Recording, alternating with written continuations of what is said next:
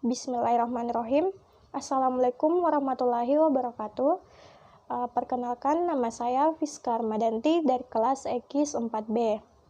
Di sini saya akan memaparkan sedikit tentang perusahaan go public dan pasar modal. Nah, seperti kita ketahui, banyak alasan yang mendasari sebuah perusahaan melakukan go public. Salah satunya adalah anggapan bahwa dengan menjadikan perusahaannya sebagai salah satu perusahaan yang go public akan meningkatkan citra perusahaan tersebut. Nah, hal ini tidak sepenuhnya salah, karena pada faktanya perusahaan-perusahaan terbaik di Indonesia itu sebagian besar merupakan perusahaan terbuka atau perusahaan yang telah go public. Nah, namun alasan yang paling sering melatar belakangi perusahaan melakukan go public itu adalah karena perusahaan membutuhkan persediaan modal yang cukup besar dengan biaya modal yang minimalis. Nah, dan hal itu dapat dilakukan dengan menjual saham perusahaan kepada masyarakat atau go public di pasar modal. Nah, dengan melakukan go public ini, perusahaan akan mendapatkan tambahan dana yang akan dimanfaatkan untuk memperkuat struktur permodalan perusahaan yang memungkinkan pembiayaan rencana ekspansi, pembuatan produk baru, atau rencana penggabungan usaha. Nah, dengan tambahan modal tersebut, perusahaan mengharapkan dapat memperbaiki struktur kekuatan perusahaan sehingga perusahaan bisa berjalan dengan baik dan meningkatkan kinerja perusahaan. Nah, pada hakikatnya, go public itu secara terjemahannya adalah proses perusahaan yang go public atau pergi ke masyarakat. Nah, artinya perusahaan itu memasyarakatkan dirinya yaitu dengan jalan memberikan sarana bagi masyarakat untuk masuk dalam perusahaannya, yaitu dengan menerima penyertaan masyarakat dalam usahanya, baik dalam pemilikan maupun dalam penetapan kebijakan pengelolaan.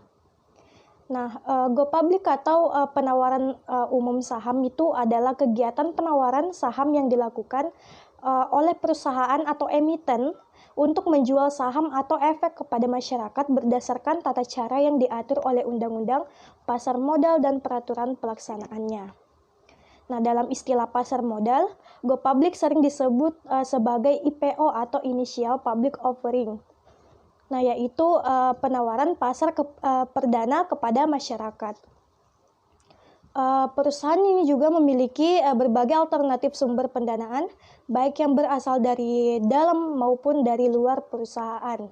Alternatif pendanaan dari dalam perusahaan itu umumnya dengan menggunakan laba yang ditahan perusahaan. Nah, sedangkan alternatif pendanaan dari luar perusahaan itu dapat berasal dari kreditur berupa hutang, pembiayaan bentuk lain atau dengan penerbitan surat-surat utang, maupun pendanaan yang bersifat penyertaan dalam bentuk saham atau equity. Nah, pendanaan melalui mekanisme pernyataan umumnya dilakukan dengan menjual saham perusahaan kepada masyarakat atau sering dikenal dengan go public. Sebagai contohnya, dalam perusahaan yang terdapat di Indonesia itu adalah PT Indofood, PT Aneka Tambang, Indosat, dan masih banyak perusahaan lainnya yang sudah menjadi go public. Nah, kita ketahui juga perusahaan yang sebelum menjual saham kepada masyarakat itu disebut perusahaan tertutup atau private company. Sedangkan perusahaan yang sudah menjual sahamnya ke masyarakat itu disebut perusahaan terbuka atau perusahaan publik atau istilahnya public listed company. Nah, selanjutnya dasar hukum pelaksanaan go public. Nah, adapun dasar hukum pelaksanaan go public ini diatur di dalam Undang-Undang Nomor 8 Tahun 1995 tentang pasar modal yang di dalamnya mencakup beberapa pasal yang berkaitan dengan go public. Nah, yaitu yang pertama pasal 1 ayat 15 di mana penawaran umum adalah kegiatan penawaran efek yang dilakukan oleh emiten untuk menjual efek kepada masyarakat berdasarkan tata cara yang diatur dalam undang-undang ini dan peraturan pelaksanaannya. Kemudian bab 9 pasal bab 70 sampai dengan 84 yang dimana mengatur tentang emiten dan perusahaan publik. Nah, selanjutnya syarat-syarat umum mendirikan PT Go Public. Nah, yang pertama itu laporan keuangan harus diaudit oleh kantor akuntan publik. Kemudian syarat kedua, administrasi pendirian PT itu harus lengkap, di mana harus memenuhi NPWP, akta pendirian perusahaan, dan surat keputusan dari pemerintah. Kemudian harus ada underwriter untuk menjamin yang akan melakukan penawaran saham perdana atau initial public offering. Nah, selanjutnya track record perusahaan yang baik dari segi finansial maupun kinerja perusahaan keseluruhan. Kemudian ada tujuan yang jelas atas penerbitan saham, apakah untuk ekspansi atau tujuan lainnya. Itu bisa ditanyakan di Bapepam. Kemudian akte-akte notarial yang diperlukan untuk perusahaan yang akan melakukan go public atau IPO atau initial public offering di berbagai perusahaan, baik holding company maupun anak perusahaan. Nah, adapun proses go public suatu perusahaan. Nah, di mana ada beberapa tahapan. Yang pertama itu tahap persiapan, di mana terdiri dari rekturasi perusahaan dan pemberesan surat-surat dan dokumentasi. Dilakukan private placement. Kemudian ada tahap pendahuluan, yang dimana terdiri dari penunjukan pihak yang terlihat, kemudian proses underwriting, kemudian rekturisasi anggaran dasar, kemudian pembuatan laporan dan dokumentasi go public. Nah, kemudian juga pencatatan pendahuluan atas saham-saham di Bursa Efek. Selanjutnya ada proses pelaksanaan go public, yang dimana terdiri dari proses pengajuan pernyataan pendaftaran, kemudian public expose, kemudian pembuatan dan percetak prospektus, kemudian roadshow, kemudian penjatahan di pasar modal, dan terakhir proses jual beli saham di pasar sekunder. Baik, selanjutnya mengenai keuntungan dan kerugian pada perusahaan yang go public. Nah, untuk keuntungannya itu di mana perusahaan dapat meningkatkan likuiditas dan memungkinkan para pendiri perusahaan untuk menikmati hasil yang mereka capai. Nah, dan semakin banyak investor yang membeli saham tersebut, maka semakin banyak modal yang diterima perusahaan dari investor luar.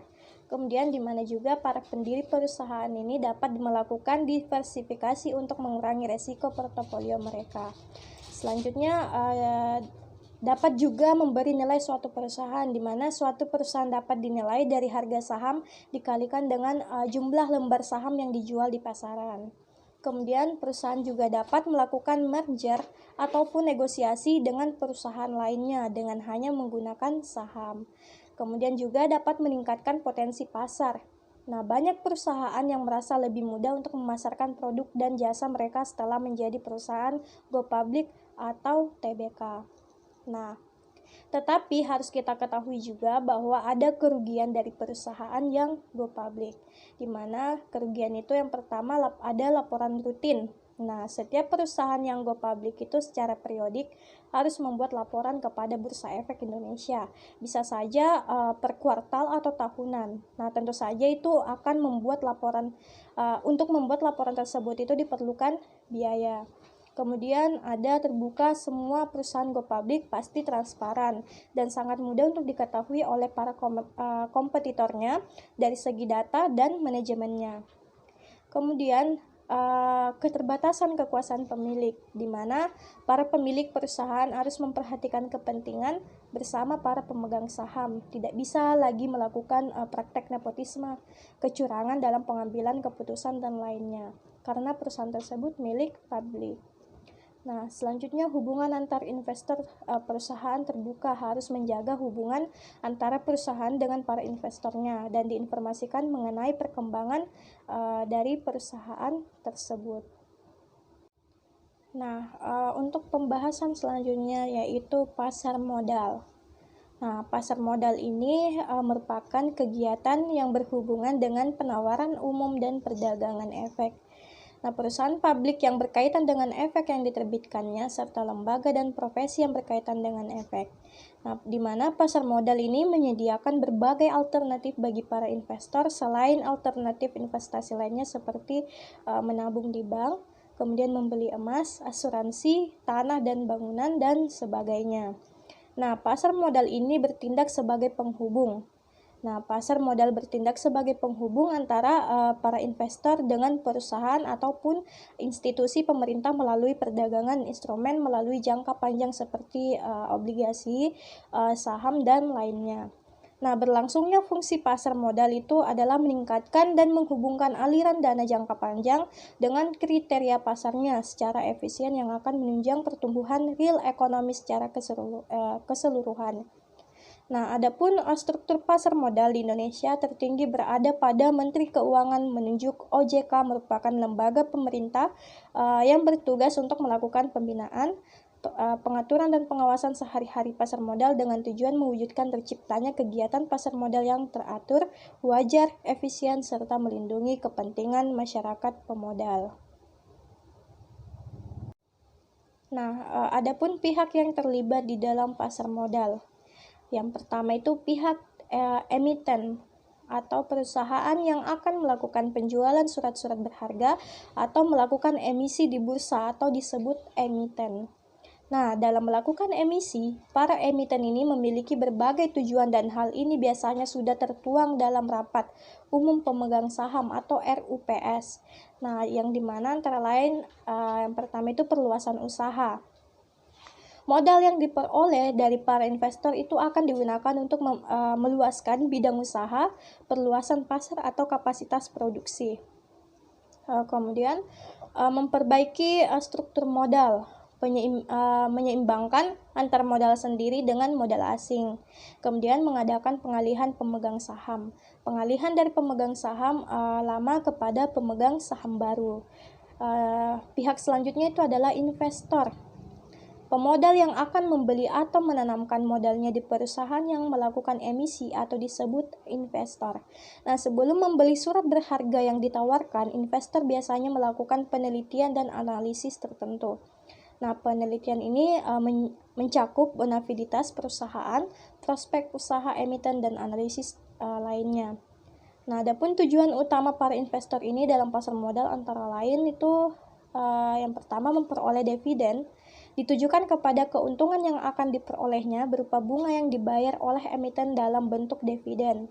Kemudian, kepemilikan perusahaan. Semakin banyak saham yang dimiliki, maka semakin besar pengusahaan atau menguasai perusahaan. Kemudian, berdagang. Saham dijual kembali pada saat harga tinggi.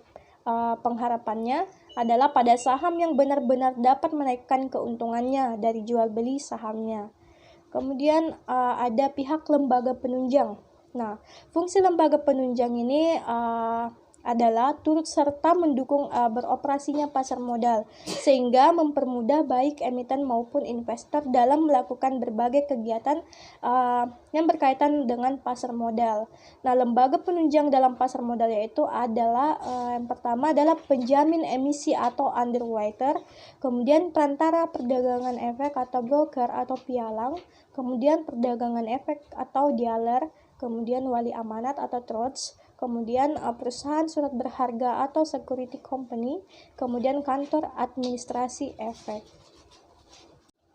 Nah, untuk selanjutnya adalah fungsi pasar modal. Nah, secara umum, fungsi pasar modal itu ada beberapa fungsi. Yang pertama, sebagai sarana penambah modal bagi usaha.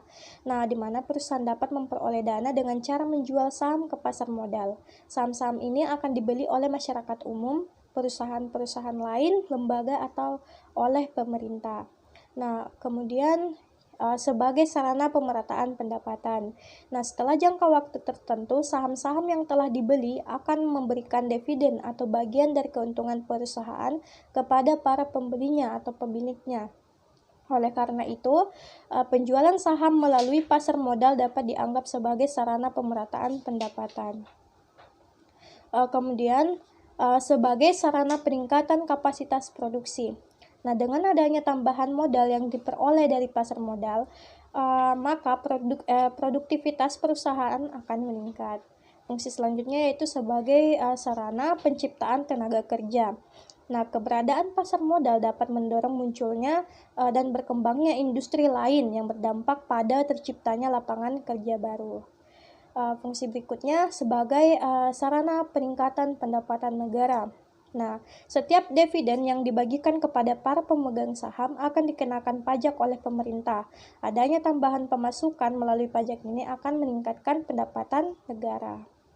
Kemudian sebagai indikator perekonomian negara, aktivitas dan volume penjualan atau pembelian di pasar modal yang semakin meningkat atau padat, ini akan memberi indikasi bahwa aktivitas bisnis berbagai perusahaan berjalan dengan baik, begitu pula sebaliknya.